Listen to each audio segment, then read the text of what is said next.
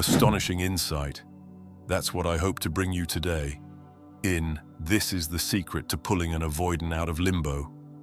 Prepare yourself, for we are about to venture into a realm of understanding where giving someone space is hardly the only answer. There is, in fact, a subtle shift in approach, an art, really, that has the power to change everything about how you relate to an avoidant partner stuck in their own emotional purgatory.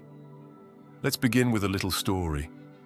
Allow me, in my old-fashioned way, to set the scene. I once knew a fellow, call him Charles, who found himself love-struck by a person who, through no special malice, refused to move forward in the relationship. Day after day, week after week, Charles reached out. He tried everything: messages in the morning, sweet notes at night, heartfelt reflections, and even a bouquet of lilies so resplendent it looked as though he had borrowed them from the Garden of Eden itself. But his beloved remained silent, or at best, non-committal, always on the edge, never clarifying if the relationship would blossom or wither away. Charles called it limbo. He felt trapped, watching the space between them widen, yet never having the strength to walk away. He hung on each small crumb of attention, a text on a random Tuesday or an offhand compliment, and told himself it meant progress. It didn't. That feeling, waking up and wondering if you're drifting further from or nearer to the person you adore, is a terrible riddle. You see, it can begin quietly. One day you notice they're lukewarm, the next day they're aloof, and by the end of the month, you find yourself suspended in a thick fog of uncertainty. You can neither see the sun ahead nor the path behind. But here is the universal irony. While you feel trapped and powerless in that limbo, the avoidant is often enduring a similar torment, one that might even be more profound. And that is what sets the stage for "This is the secret to pulling an avoidant out of limbo." We have to recognize that limbo isn't always a deliberate scheme or some cunning plot by the avoidant.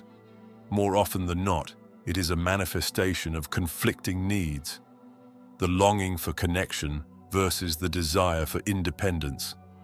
They may not be maliciously dangling hope before you, rather they are waging a mighty battle within themselves. Imagine a grand tug of war in their mind, with equal and opposing forces pulling them back and forth, leaving them suspended in a place that hurts both of you. Now, popular wisdom comes along and proclaims, give them space, be patient, don't pressure them. And, as you've likely discovered, such advice, while sprinkled with a nugget of truth, leaves you feeling somehow incomplete. One might as well tell a sailor lost at sea to just float around and wait for the tide to bring them ashore. There's more to finding land than treading water and hoping. Limbo, this murky space of not knowing, doesn't merely vanish on its own. Let's flesh that out. So many individuals interpret space as a transaction, like paying a toll to cross a bridge. They assume that if they simply step back, avoid phone calls and appear less eager, the avoidant will read that as an invitation to rush back in. But space alone, without the right perspective, can become a waiting room with no scheduled appointments, where you're left reading the same old magazines, day after day, hoping your name will be called. I recall an old parable of the wind and the sun that highlights this concept to perfection. The wind and the sun quarrel over who is stronger. They see a weary traveler passing by, wearing a heavy coat. The wind says, "I shall blow so fiercely that the traveler will be forced to remove that coat." Off it goes, blowing gales of icy air, but the man simply hugs the coat tighter. The sun, on the other hand, only smiles. It shines with warmth, gentle and inviting, and in that gentle radiance, the traveler naturally loosens his coat and then removes it entirely. The essence of this story: force does not entice someone to lay down their defenses. Warmth, safety, and consistent calm do. An avoidant partner, like that traveler, clutches the coat of emotional distance, fearing that true closeness would rob them of independence. The more you push or demand, the more they hold on to that coat. But if you radiate a certain steadfast warmth, free of agenda, free of desperation, they feel a sense of comfort in loosening their grip. It's not trickery, it's not a cunning plan. It's creating an environment where their protective layers no longer feel so indispensable. Now, that makes it sound almost too simple. Be warm, be calm, be secure. But we humans are complicated creatures, with swirling emotional chemistry, all shaped by our attachment styles. Perhaps you've encountered these categories: secure attachment, anxious attachment, dismissive avoidant attachment, and the fearful or disorganized attachment. Each style has a different reaction to intimacy, separation, and emotional expression. Picture them as elements in a laboratory. Secure attachment is water, life-giving, stable, capable of cooling down the hottest flame or softening the roughest material. Anxious attachment is like a volatile gas, ready to combust at the faintest spark, always on the verge of an emotional flare-up. Dismissive avoidant is akin to fire, capable of providing warmth and light, but scorching and destructive if not contained. Finally, the fearful avoidant is mercury, shimmering, reactive, sloshing unpredictably between closeness and fear. When different attachment styles mix, fascinating chemical reactions unfold. Anxious meets anxious, like two highly flammable gases colliding in an explosion of constant turmoil. Dismissive avoidant meets dismissive avoidant, two flames that rarely warm each other but simply burn in parallel, never quite merging. Then there is the synergy between anxious and avoidant, so often the plot of heartbreak stories worldwide. The more the anxious runs after the fire, the more the flames dodge away. But, when the secure type steps into the picture, it's as if water is poured upon these volatile states. The anxious one finds calm, the avoidant finds gentle acceptance, and even the fearful avoidant feels some measure of stability, enough to peek out from behind their walls of distrust. Secure attachment, in other words, doesn't exist merely as one more category. It is the gravitational force that shapes, soothes, and gently draws others toward equilibrium. Here's the secret. If you want to pull an avoidant out of limbo, you must cultivate the same qualities of that secure center. You cannot remain in your anxious orbit, nor can you posture yourself as more avoidant than they are. Instead, you live in your own sense of self, the stable star at the center of your personal solar system. The avoidant may still hover at the outskirts, but they'll notice that your warmth doesn't waver. You don't chase them. You simply stand strong in your own gravity. Consider again the concept of giving space. If you're doing it solely to manipulate, hoping that your beloved will come running back to stroke your ego, that tension is palpable. Even if you say and do nothing, your silent expectation is a strong current they can sense, which may push them farther away.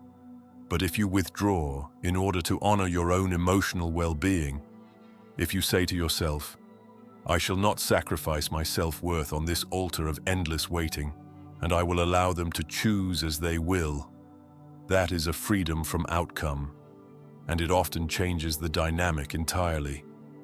Allow me one more little anecdote. I met a woman, let's call her Nancy, who had gone through a heart-wrenching breakup. Her former partner was uncertain, conflicted, the very embodiment of the dismissive, avoidant approach. He left her in the half-light, hinting there could be a future, but too fearful of intimacy to commit. Nancy was advised, naturally, to give him space. She tried doing so while secretly checking her phone every hour, writing unsent messages at 3 in the morning, living in a kind of suspended hush. And, no surprise, nothing changed. The man stayed distant. Then Nancy shifted. She got angry at first, furious with the cyclical nature of limbo. But in her anger, she discovered an odd clarity. She was worthy of joy. She genuinely began pouring her energy into personal passions: travel, painting, reconnecting with old friends. She truly let him go. And in that letting go, she no longer saw space as a tactic. She saw it as self-respect. Would you be astounded to learn that a few weeks after this shift, her former partner reached out? Astounded or not, that is exactly what happened. But now, Nancy didn't respond with the trembling anxiety of old. She replied from a place of peace. She had become, in effect, the sun, radiating that calm warmth. Her invitation was open, but not desperate. He, sensing something had changed, inched forward. Perhaps for the first time in the relationship, there was no stormy wind forcing him to drop his guard, no tidal wave of unspoken expectations. He was free to move toward her, not because she demanded it, but because the environment felt genuinely safe. To be sure, not every story ends in fairy tale closeness. Many times the avoidant may decide to remain at a distance. The beauty of embracing your own security, though, is that you survive either way. You discover that you are far better than any half-love or perpetual gray zone. And ironically, it's precisely that authentic separation of your identity from the other person's choice that can draw them nearer. Now, one might wonder, but how do I reach that place of security if I'm normally anxious, or if I've never known it? The first step is to tune into your own needs, your own boundaries. Ask yourself, have I lost sight of who I am in the hustle to win them over? Am I ignoring my own emotional well-being in the hope of external validation? It takes honesty, and it takes consistency. Some days you'll want to run back to the old patterns, text them again, rummage for glimmers of affection. But each time you resist that urge for the sake of your self-respect, you strengthen new emotional muscles. Recognize also that you're not to blame for wanting clarity. No one delights in the labyrinth of ambiguous relationships. It's natural to crave assurance. But ironically, the path to clarity often involves a willingness to step away from the very illusions that entangle you. By valuing yourself more, you paradoxically offer the avoidant the best reason to come forward. No longer fear or tension, but a gentle, welcoming possibility. I must add, so many in the breakup space, the self-help domain, fixate on tactics and strategies, sometimes even unscrupulously fanning desperation. They say, do these 5 steps to make them chase you, or send this magical text and they'll come running. But that is just the wind, blowing frantically, desperate for the traveler to drop his coat. Real transformation happens when you become that sun, steadfast, bright in your sense of self, unconcerned if the traveler holds onto his coat or not. Your warmth becomes an open invitation, not a plea. Now you might be thinking, all right, I understand the difference in giving space out of fear versus out of genuine self-respect. But how does that actually pull them out of limbo? Well, my dear friend, it creates a pivot point in the relationship dynamic. No longer do you revolve around them, analyzing their every statement or gaze to find scraps of affirmation. Instead, you stand tall, anchored by your own sense of worth.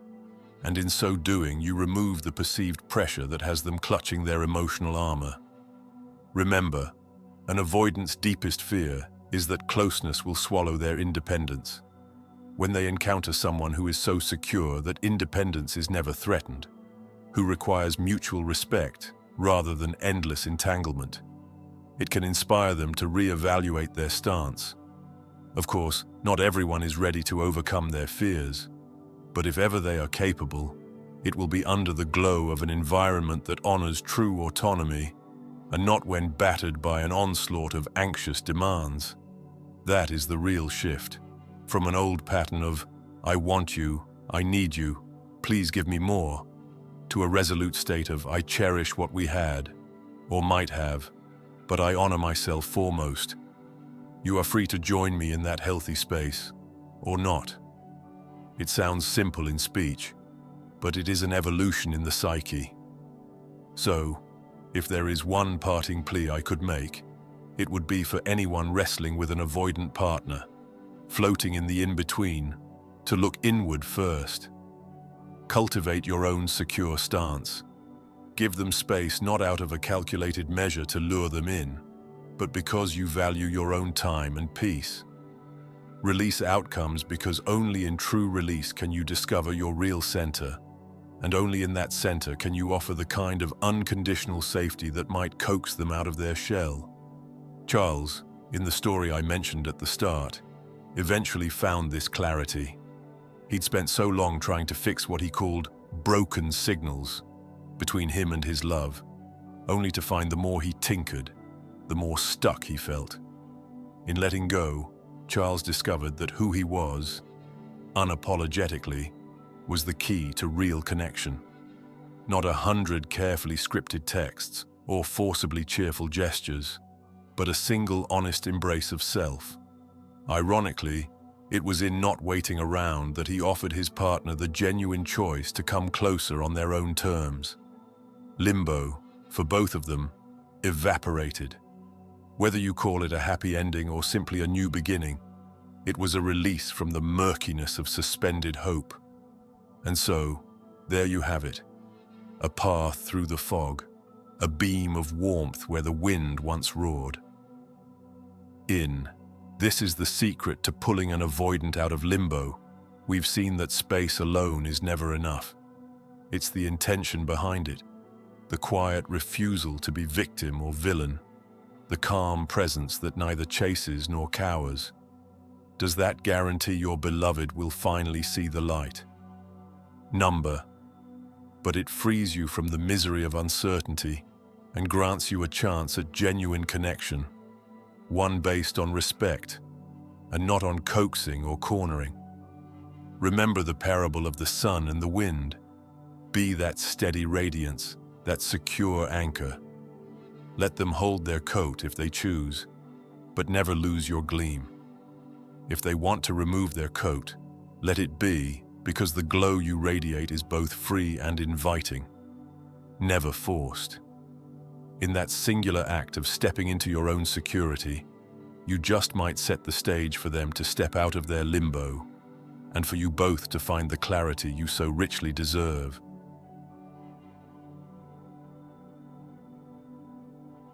If you believe this video might help someone dear to you, share it with them. A small gesture on your part could mean the world to a friend in need.